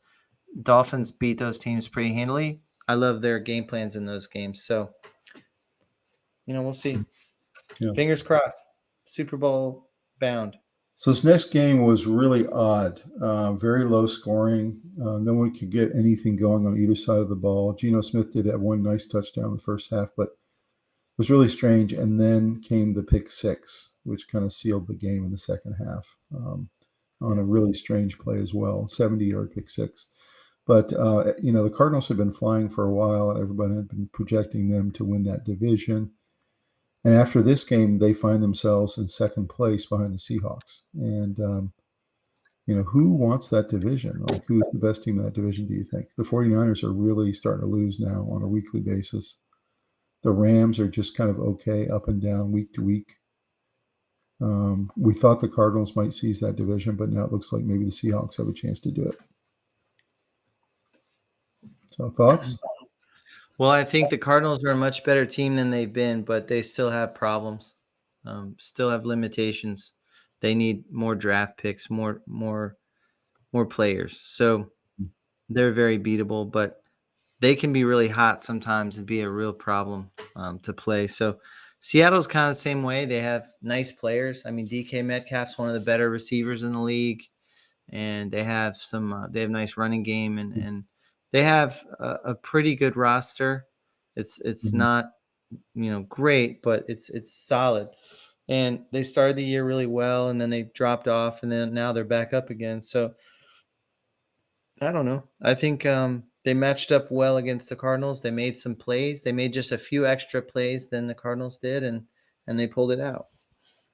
You're right. The Seahawks have really good receivers and have a solid running game. So good Yeah. offensive line, play solid defense. I noticed though that Marvin Harrison Jr. the last couple of weeks has kind of disappeared. Yep. I'm wondering why that is. Is he banged up, or is it that Kyler's not giving him the ball? Or he's had some nice plays. It's just he had a beautiful touchdown grab that they called back. They called it back, saying that he didn't get his second foot down. It was a gorgeous play. I think they don't have enough weapons, so you double Marvin Harrison everywhere on the field, and Kyler doesn't have a lot of places to go with it. Mm-hmm. McBride, I don't. McBride had 150 yards receiving. Yeah, he had a big game. He had a big game. That's because he's the only other option. Right. He's a really good tight end, by the way. He's a great one. Yeah, really good. I think they're one or two drafts away from being a much better team. I still think the Cardinals are going to win this division, even after this game. I just have this feeling about it. But it's very possible. This was a head scratcher. I don't think it's going to be Seattle, but I think Seattle's probably going to come in second. I mean, the Rams could do it too. I think the Rams are going to win it. Yeah, I mean, it's certainly possible. Although the Rams are getting blasted by Philly right now. Yeah, in the Monday night game. The Rams have a flawed squad too, but they have good players on both sides of the ball. Mm-hmm. So next game was my Panthers. Very proud of how they played today. We talked about Bryce Young's progression really coming along. This was in Charlotte. Really nice weather. Had a big crowd there. About half of them were Chiefs fans, unfortunately. But Panthers tied the game late, as we talked about. And then, of course, you give Patrick Mahomes a minute and a half left on the clock, and he's going to drive it down and give his chance or give his team a chance to win the game. And that's what happened. I think it's nothing but positives for the Panthers coming out of this game. Any thoughts? Moral victory. I don't think there are very many of them in football, but this would be one of them. When you play the Chiefs and you play them tough like that, you're seeing a lot of the character. You're learning a lot about your players. And even though you might not have a finished product in terms of a roster, you know that you got some dogs in your locker room, and you want to go to war with a team full of dogs that can bring in a few nice veterans and some nice draft picks over a year or two. You can end up clicking. So it was a decent effort today. They definitely played hard. They just got outmatched a little bit by a team that is kind of sputtering, but is definitely full of superstar world champions. So And this is the most points the Chiefs had scored in about 6 weeks. So, Yeah. that certainly is an interesting factor. I mean, the Panthers defense is not great this year. So, No. I think against most teams, the Panthers actually would have won this game, and it would have been 3 straight because they had won 2 straight coming into this one. Mm-hmm. But just ran up against a Chiefs team. I will say the Chiefs have been ranked the number 1 defense the entire year, and for the Panthers to get 27 points against that defense is pretty impressive. Yeah, they have a good defense. Gives me a lot of encouragement. Cowboys, we talked about this really strange game with the Commanders. I think they committed every single kind of special teams blunder you can do, with blocked punts and blocked field goals and missed field goals and 2 missed extra points and big returns given up against the Cowboys and a touchdown at the end on the onside kick. And I've never seen a more poor performance by special teams ever than the Commanders gave today against a really poor Cowboys team. The game was 10-9 going into the fourth quarter and was still 10-9 with about 7 minutes left in the game, and then all the scoring took place in the last couple minutes. It was really kind of wild to watch. Any thoughts about this one? Yeah, it was a really strange game, very exciting. I have to admit, 4 touchdowns being scored in the last 3.5 minutes. It was a flurry of activity. Tell you a funny story. My girlfriend doesn't watch much football, and she came and sat with me in my recliner. And she said, I'm going to watch some football with you. And we sat down together to watch the last four minutes or so of the game. And at a certain point towards the end of the game, she looked over at me and said, my heart is pounding. I can't believe. Now I understand why you guys love watching football so much. This is so crazy. And she's right. Cool. I mean, Cool. the series of events at the end of that game were a perfect illustration of why we love football. It's unpredictable. It causes adrenaline. It's back and forth. It's tremendous efforts by these superhuman athletes. It was a really cool game to watch. It wasn't the result I wanted, but it was interesting to watch somebody who doesn't really watch sports internalize the excitement of that and how she said, I'm going to have to watch more of this. So that's great. So we gained that's a good fan. football. That's good product for the NFL to be putting that out there. And, the Cowboys were a part of a very exciting game today. They haven't had that in a while. So, and the Commanders, I'm a little concerned about their offense. But over time, I think they'll work it out. And they have, the right guy for sure at quarterback. For sure. And things will come together for them. I think they need some more pieces on defense and offensively. They could probably use a little bit more offensive line and So defense did running not. back. It seems like Robinson's been getting hurt quite a bit. They probably need another running back. Eckler got absolutely annihilated out there. So he's your backup running back. Right. I'd probably go for a third running back. They did not look good on defense. Their offense sputtered for most of the day, but the special teams was just atrocious, and we've talked about that in previous Unbelievable. That and they just should never lose a game like this to a very poor Cowboys team at home. If you're a playoff team, then you don't lose this game. You just don't. It was one of the prettiest throws I've ever seen in my life, I think. Daniels throwing to Scary Terry on the long bomb. That was beautiful. It was the last 30 seconds of the game, and they were down by 7, and Daniels hits him, and he scampers through all these defenders, and he scores a touchdown. And all they had to do is hit the extra point to tie it and go into overtime. And instead of going for 2, they said, let's go on a kick, and he misses it. And if your guy's struggling, should you go for 2 there? I think maybe you should. No, I wouldn't. I wouldn't because it's too difficult to pull off consistently.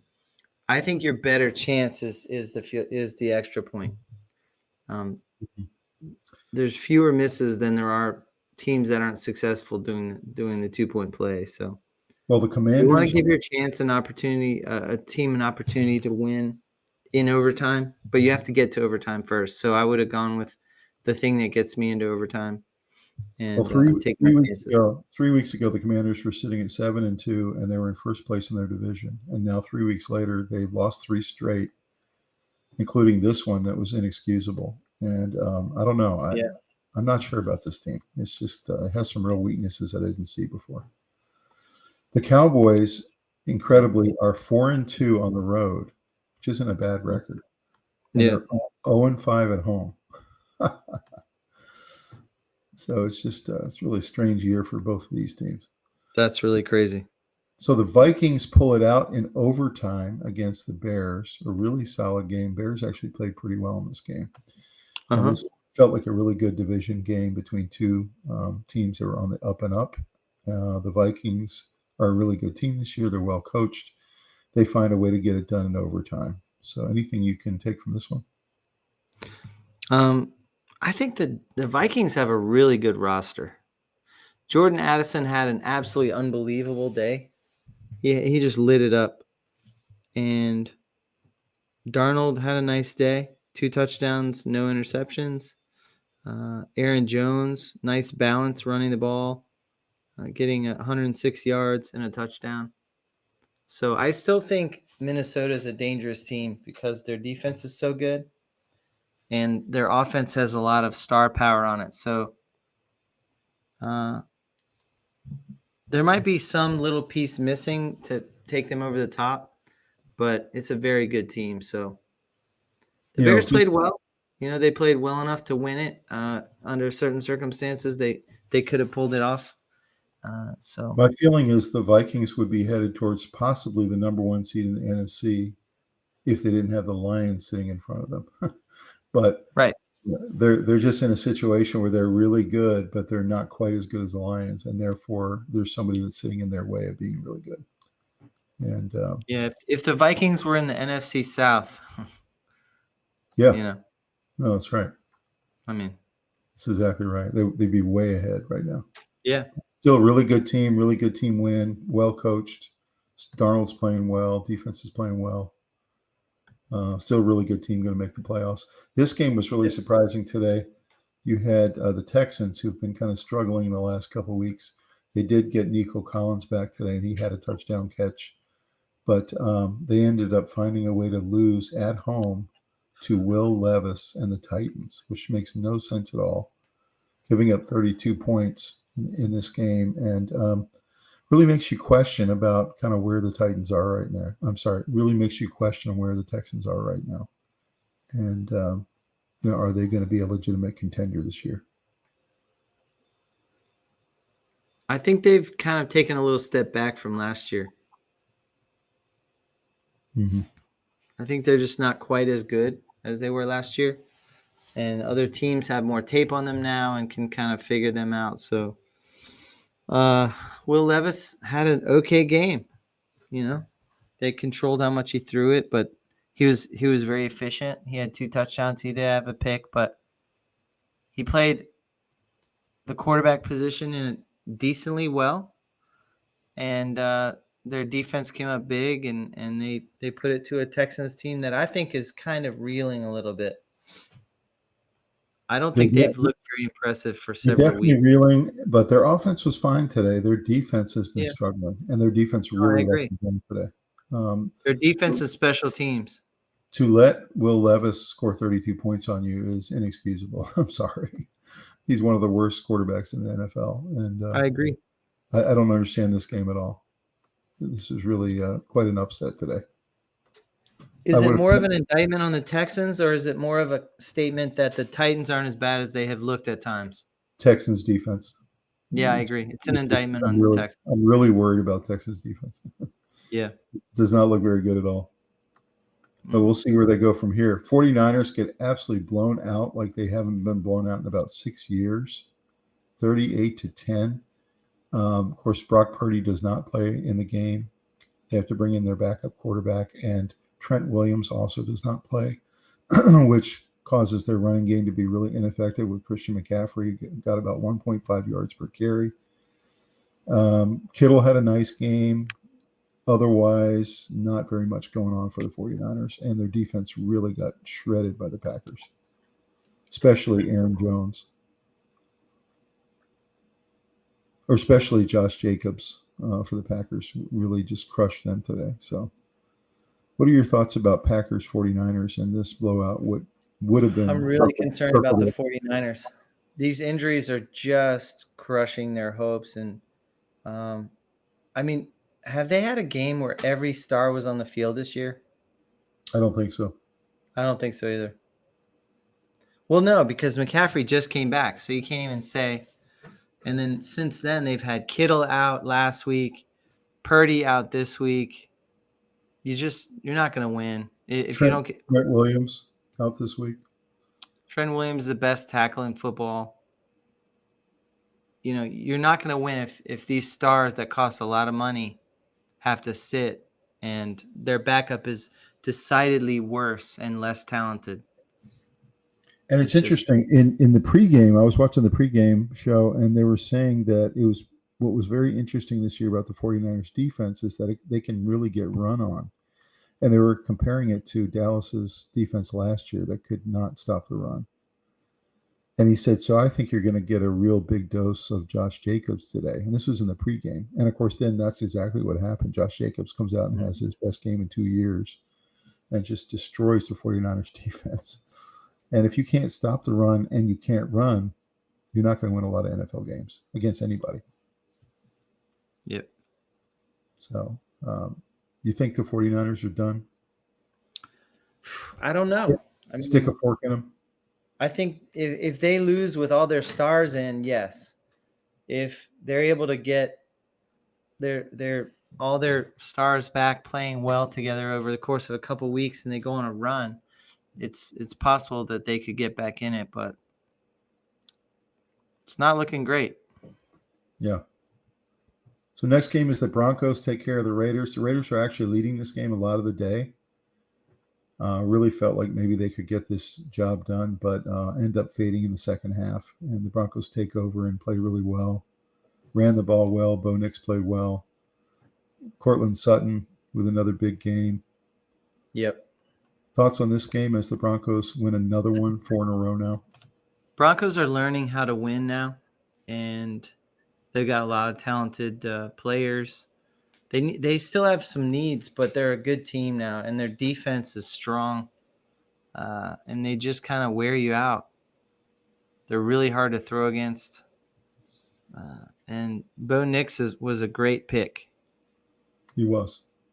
He really was. So, and this team's rounding into a really nice, balanced team on both sides of the ball. They really were struggling early in the year, and now they've figured out a formula that wins. And they're going to beat. It's interesting. People say, "Oh, there's just not enough help around Bo Nix." They have a lot of young players who are turning out to be pretty good. They're not stars yet, but they're some of these guys are on their way to being stars. Mm-hmm. The running backs and wide receivers. There's some good young players in there who might be able to contribute within a couple of years and really make, help them go on a run. It's true. Yeah. Very true. Well, we'll see. I'm really liking the way the Broncos are playing right now. I think they're a really solid team.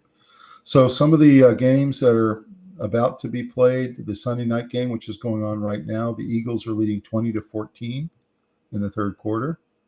So that's a really solid game there. It's a good matchup. Two good teams, yeah. 20-14 right now.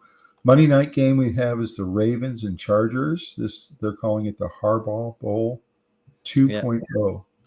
So they've only played each other one other time. That was in the Super Bowl, where John Harbaugh, the younger brother, won the game, the Ravens.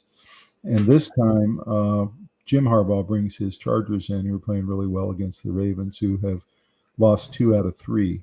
And obviously are going to want to get revenge because they haven't been playing too well.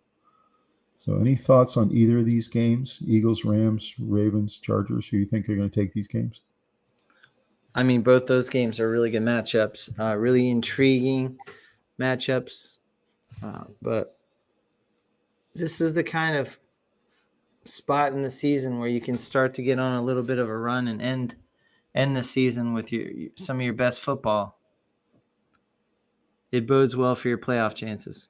It's true. I like this Sunday game that's playing right now, the Eagles and Rams. I do think the Eagles are slightly better. The Rams still a good team. Rams still have a shot at that division. There's only going to be one team out of that division that goes to the playoffs because they're all about 500. So the Rams really have to find a way to pick off some of these types of games to win it.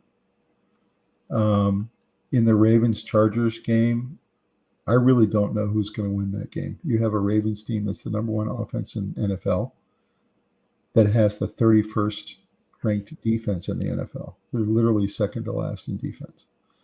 Oh. And you have a Chargers team that's playing really solid defense, but has a middle of the pack offense. So not quite sure how to read that game.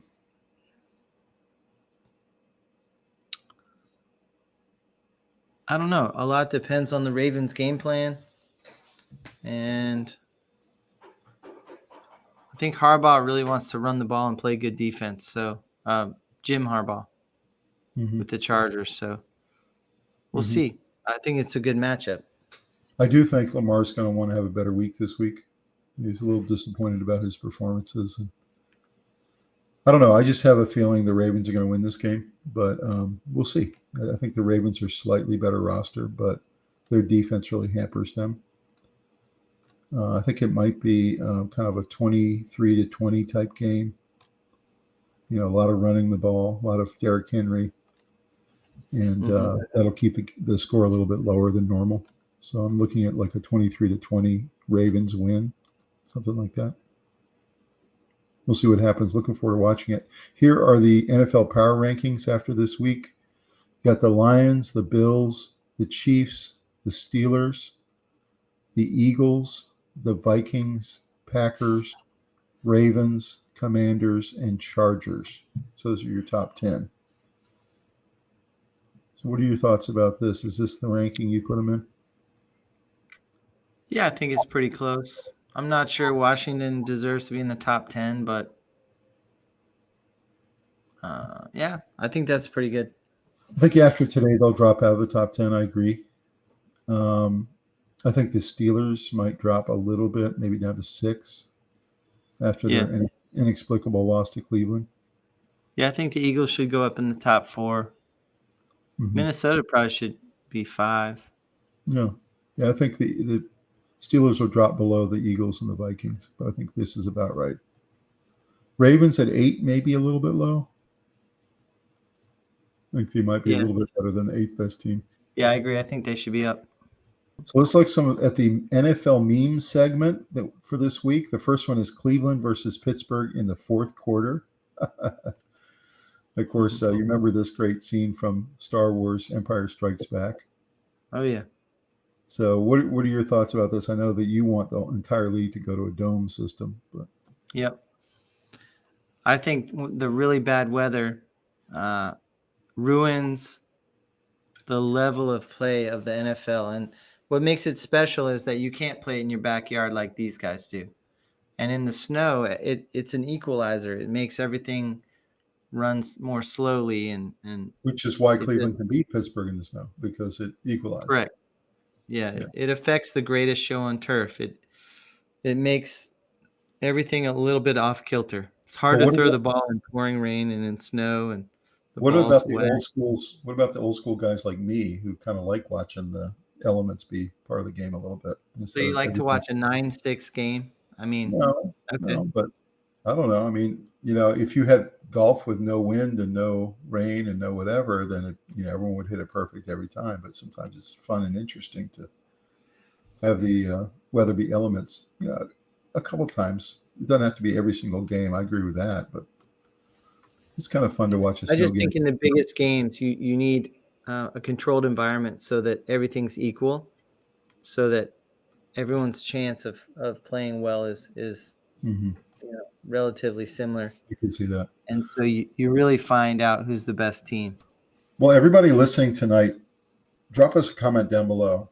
Do you think the NFL should go to all dome and have perfect conditions in every game, or do you kind of like the old school, seeing some of the elements sometimes play a role? Let us know. We'd be real interested to see what you guys say. So next one is Dak Prescott gets paid about as much money per quarter as Brock Purdy makes per year. And Purdy is now 3-0 against Dak. So think about that. Just try to conceptualize that. He makes per quarter what Brock makes per year. Purdy's payday is coming. Yes, it is. But you have to say he's been the best bargain in football the last couple of years. Oh, without question. I mean, crazy. And he's 3-0 against Dak. So I think Dak is a little bit overpaid. Yeah. So next one is the good thing about dating a Patriots fan, they don't care if you cheat. Oh, man. What do you think of that one? If you're a Patriots fan, feel free to comment. No, I don't think of them as cheaters, and I'm a Dolphins fan, so. But it's funny. You don't like that whole. It's humorous. You don't like that whole narrative that people do because they just hate the Patriots. No, they're doing what they have to do to try and compete. Yeah, I agree with you. I just thought it was a funny meme. I agree with you. I'm not hating on the Patriots at all. This one I thought was hilarious. This is the old Dolphins celebrating every single year when I love the last undefeated team goes down. I love it. All the guys, Zonka and all those guys are so old now. Now they're skeletons with their Dolphin jerseys on. So what do you think about this one? It's really hard to go undefeated in the NFL. And the Patriots found out when they had a perfect season going until they lost in the Super Bowl. So kind of warms my heart, to be honest. Do you think that all of Dolphin Nation feels this way? It's not just the old guys, right? Like all of Dolphin Nation wants to continue to have a perfect Well, the youngest people probably don't know that they had a perfect season, but I would imagine if their parents are doing a good job, they discover it. So if you're a hardcore Dolphin fan, you must feel this way. Even like commiserating with the old guys that no doubt they're celebrating with champagne. I love that one. That was funny.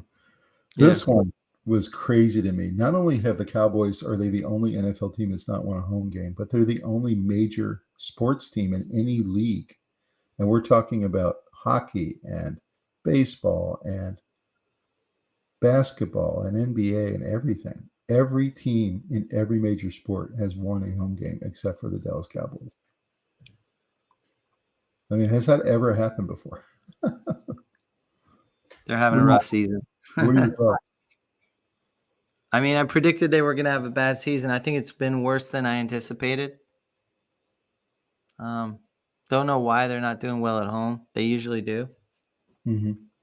But it's not a very talented roster. Yeah.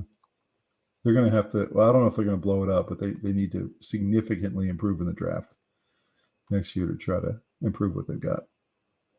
Yeah. I thought that was a really interesting stat. So this one's pretty funny. The left one is me saying goodbye to my wife at the start of football season. I love that one. Goodbye, honey. I'll see you in 4 months. And the second one I thought you would love. It only took 2 years in Miami for Mike McDaniel to go from Best Buy assistant manager to South Beach drug kingpin. He's a colorful character, and it's what the heck it shows up at his press conferences and on the sideline and stuff. What is this new outfit and new hairdo he's doing, man? What the heck is going on? He's just a free spirit that he's finding his personality on the sideline. He's becoming Miami. That's what he's doing. Yeah. He's now a drug kingpin. I thought that was pretty good. What do you think about the saying goodbye to my wife at the start of football season? It's funny. All right, last one here is NFL playoffs, husbands, and then the wife is saying wives who had big weekend planned. Love it. Kind of the same theme that husbands, you know what they want to do. They want to watch the NFL playoffs. Yeah. And the wives wanted to go do something else. So there's always going to be that rub.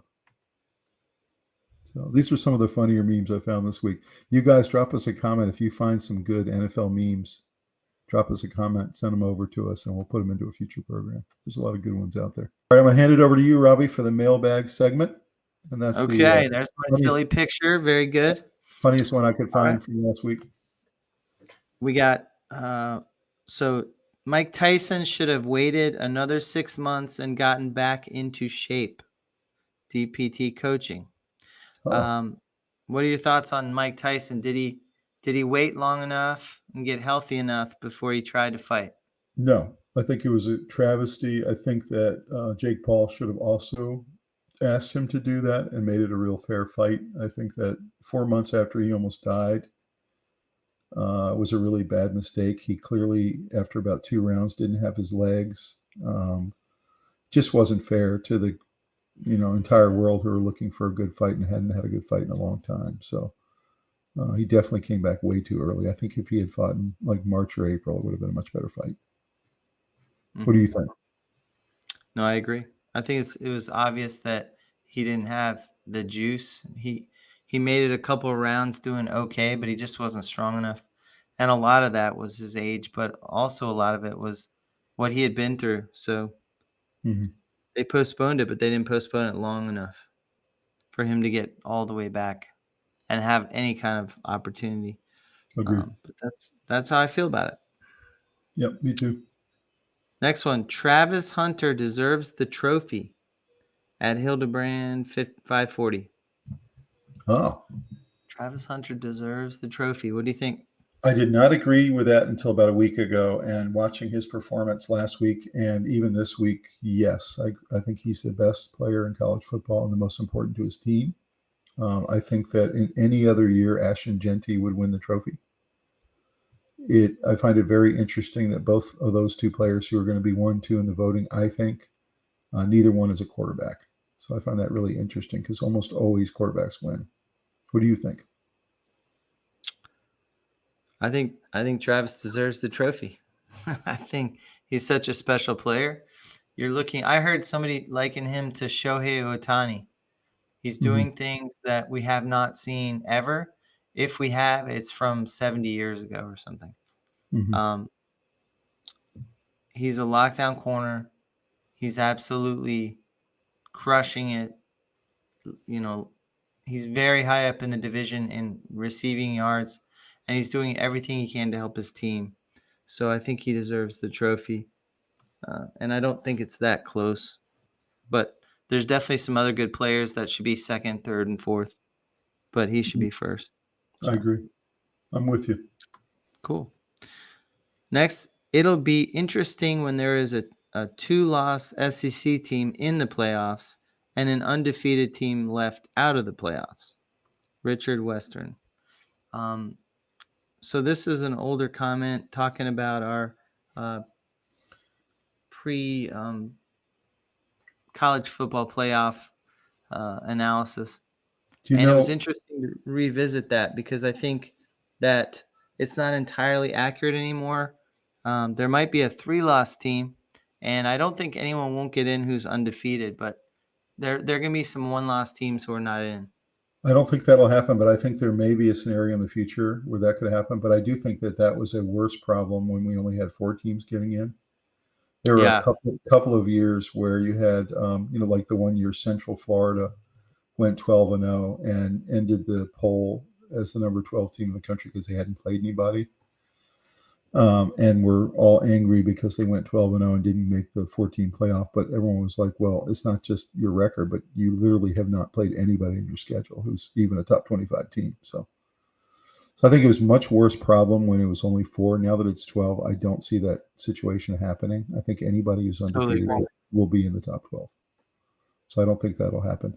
I do think that there is a slight chance, it's a low chance, but a slight chance there'll be a 3-loss team this year that gets in. I really think so too.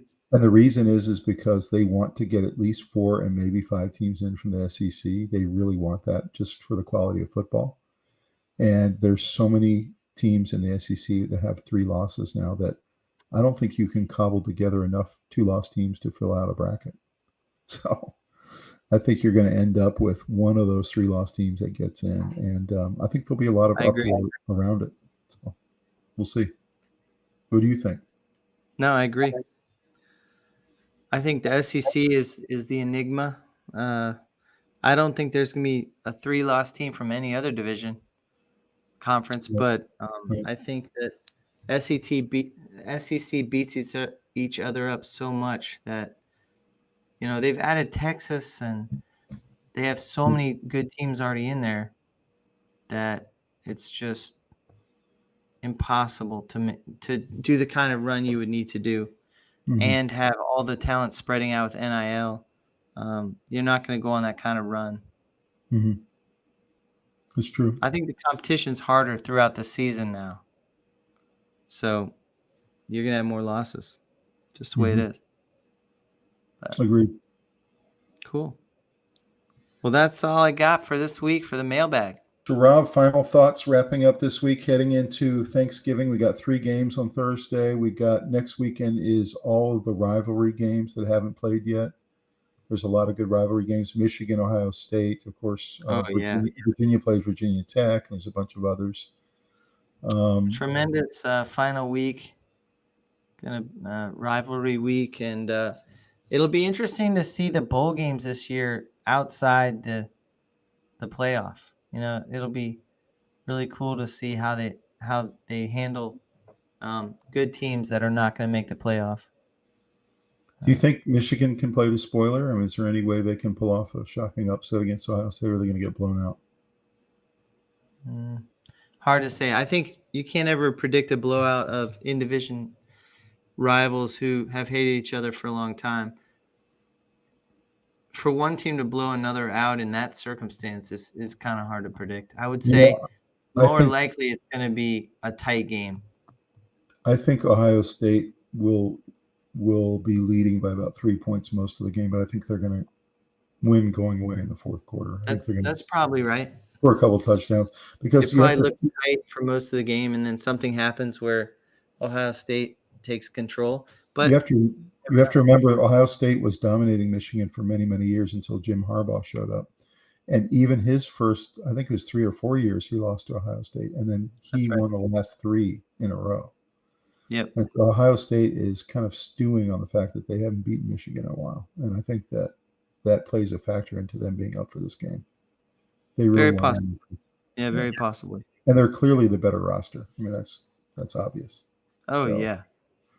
Have a quarterback, whereas Michigan doesn't. So, what about Virginia? You think Virginia can get it done and get to a bowl game? No. Okay. Just not a good. They're better on defense, but the offense is so unpredictable. I just don't think they have enough, consistent firepower. Any of these Thursday games you're excited about? They all seem to be kind of being panned right now. Like none of them are very good. And I know the Dolphins play that day. Dolphins game. I love that day. You're sitting on a couch with your family. You're calling your family, the ones you can't be with. You got a full belly. You got a cold beer in your hand. I love it too. Everyone's going to watch it. I mean, Cowboys, Giants, that's a stinker. I mean, you got to be honest about it. It is a stinker, but it's still NFL football. Miami Packers, that's a good game. I mean, in Green Bay, it may be snowing, which I know Miami doesn't like when it's cold, so there may be a distinct advantage there for the Packers if it's snowing. But I think that's a pretty good game. I'm going to enjoy that one. It should be. Yeah. And then, interestingly enough, that day, Thanksgiving Day, NC State has a very rare basketball game, and they're playing Purdue in basketball. So I'm kind of excited to see that game, see if NC State can hang in that game. Okay. It seems like the college and pro picture is coming together. The pretenders are being eliminated. The real contenders are rising to the top like heavy cream, and I feel like there's some really good teams this year, and everybody can be beaten. And doesn't it feel like the early teams are really good? They were up going like a rocket ship. Some of them are fading, and some of the teams that struggled early on, like the Arizona States of the world, are now coming on. And you have teams that had injuries early, like the Dolphins, that are now coming on. It's just a strange season this year in both college and pro. You just can't really tell, other than the Lions and Ohio State. It's really hard to tell who the real teams are. Week to week, you have, Carson Beck plays great one week, and then the next week he can't complete a pass. It's just It's really a really odd season. It makes it very exciting for fans, though, I will say that. Well, guys, have a fantastic Thanksgiving week, Thanksgiving Day with your family. Watch a lot of football, eat a lot of turkey, and have a great time. And really glad you joined. Please like this video, subscribe to the channel, and look for that special Thanksgiving episode we got coming your way. And we'll see you next time on the Sports Guyz. Thanks for joining us, and happy Thanksgiving. Take care, guys. Bye.